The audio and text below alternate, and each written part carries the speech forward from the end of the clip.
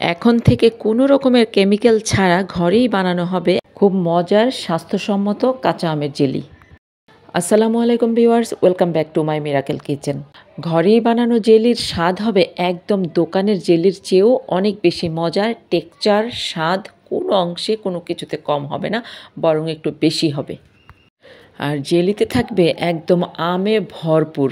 দোকানের জেলিতে কিন্তু আম ছিটে ফোটাও থাকে না, ওরা কি দিয়ে কি দেয় জানি না, তবে ফ্লেভার দিয়ে দেয় আমের। এই হচ্ছে কথা। আর বিভিন্ন সময় আমরা বিভিন্ন ভিডিওতে দেখতেই পেয়েছি যে ওরা আমের জেলিতে আম দেয় না, অনেক সময় মিষ্টি কুমড়া দেয়, অনেক সময় অন্য আরও কী কী দেয় জানি না, দিয়ে দেয়। কিন্তু আমরা যখন ঘরে বানিয়ে রাখবো আমাদের বাচ্চাদের জন্য বা আমাদের ফ্যামিলির অন্যান্য সদস্যদের জন্য, এখানে তো শুধু আমই আম, আমের কোনো বিকল্প হবে না এখানে। আর আজকে আমি আপনাদেরকে 2 রকমের জেলি বানিয়ে দেখাবো। 2টা জেলিই হবে খুবই মজার এবং স্বাস্থ্যসম্মত। আর আজকের এই জেলিগুলো আপনি কিভাবে ফ্রিজ ছাড়া সংরক্ষণ করতে পারবেন সারা বছর, আমি সেটাও আপনাদেরকে দেখিয়ে দেব।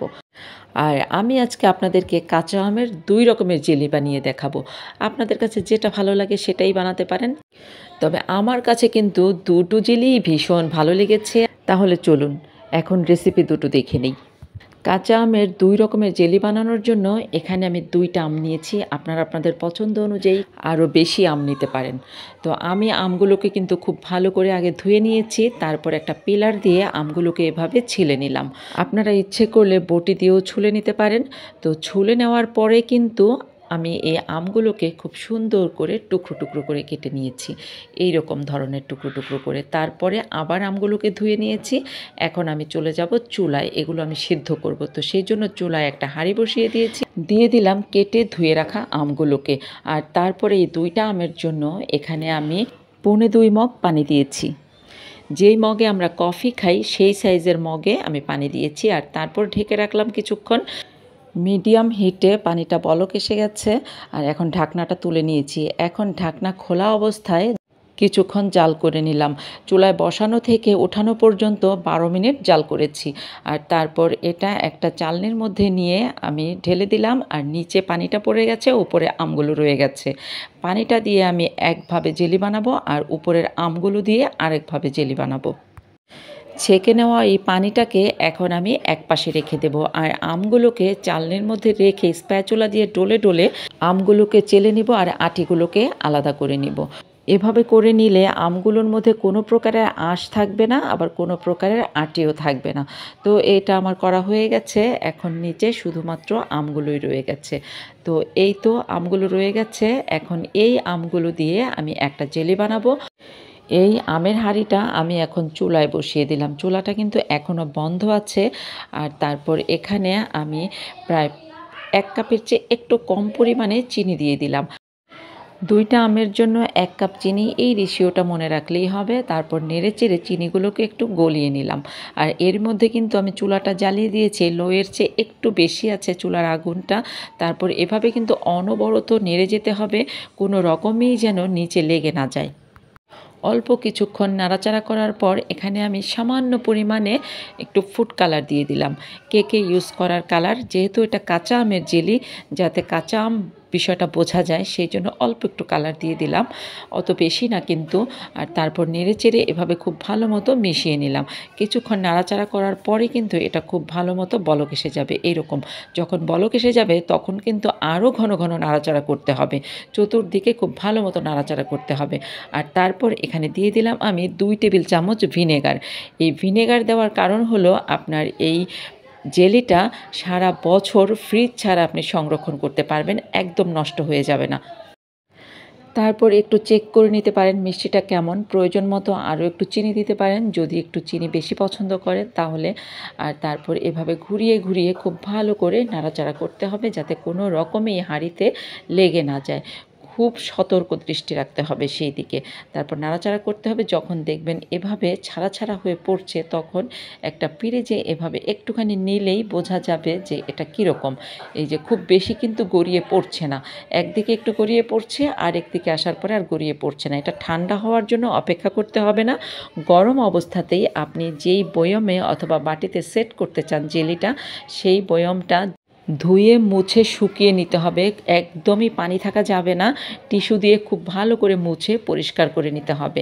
আর বয়মটা কিন্তু অবশ্যই কাচের বয়ম নিতে হবে, প্লাস্টিকের বয়মে জেলি সংরক্ষণ করা যায় না, নষ্ট হয়ে যায়। গরম অবস্থাতেই জেলিটা বয়মের মধ্যে এভাবে দিয়ে দিতে হবে। জেলিটা বয়মে ঢালার পর সাইডে যদি একটু লেগে থাকে টিস্যু দিয়ে এভাবে খুব ভালো করে মুছে দিতে হবে। মুছে দেওয়ার পরে আমরা অপেক্ষা করব এই জেলিটা ঠান্ডা হওয়ার জন্য।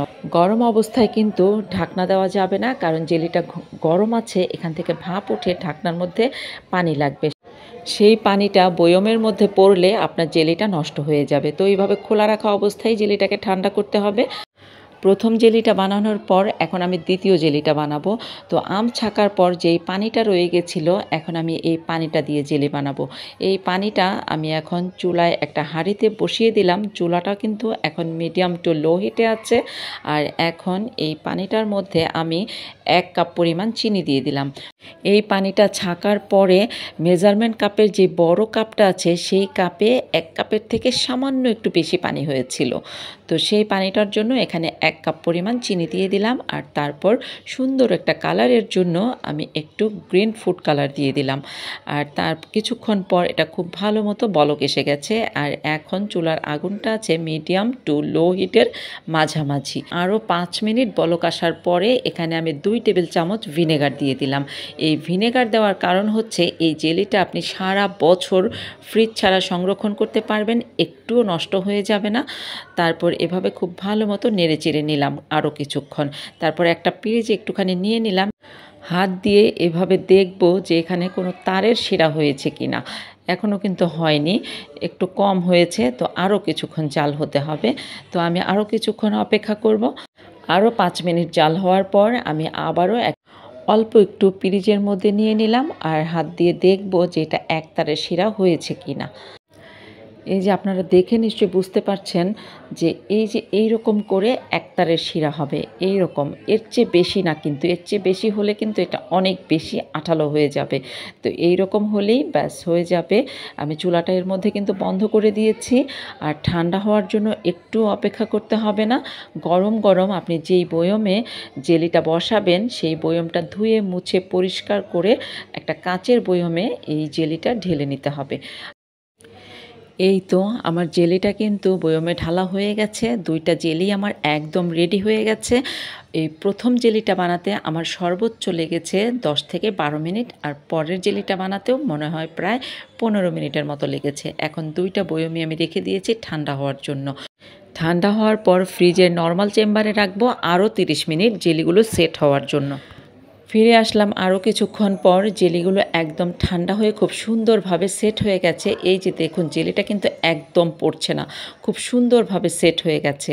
আর এই জেলিটা কিন্তু পরে বানিয়েছি, এই জন্য একটু নরম আছে এখনও, কিন্তু তারপরও কিন্তু সেট হয়ে গেছে, একদম পড়ছে না, এটা কোনোভাবেই পড়বে না। এখন আমি আপনাদেরকে এই জেলিগুলো ব্রেডের উপরে নিয়ে দেখাই যে দেখুন কতটা পারফেক্ট হয়েছে। আমি আশা করি আপনারা বুঝতে পারছেন এটা কতটা পারফেক্ট হয়েছে। তো এর মধ্যে তো আপনারা বুঝতেই পারছেন একদম শুধুই আম, খাঁটি আম, এর মধ্যে কোনো ভুল নেই।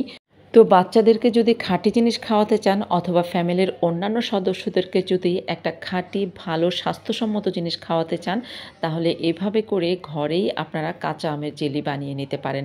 আর যদি চান যে শুধুমাত্র ওই যে আমের রসটা দিয়ে জেলি বানাবেন, তাহলে কিন্তু যেই আমগুলো থেকে যায় সেই আমগুলো দিয়ে আপনারা ইচ্ছে করলে কিন্তু আমসত্ত্ব বানিয়ে নিতে পারেন অথবা ম্যাঙ্গো বার বানিয়ে নিতে পারেন।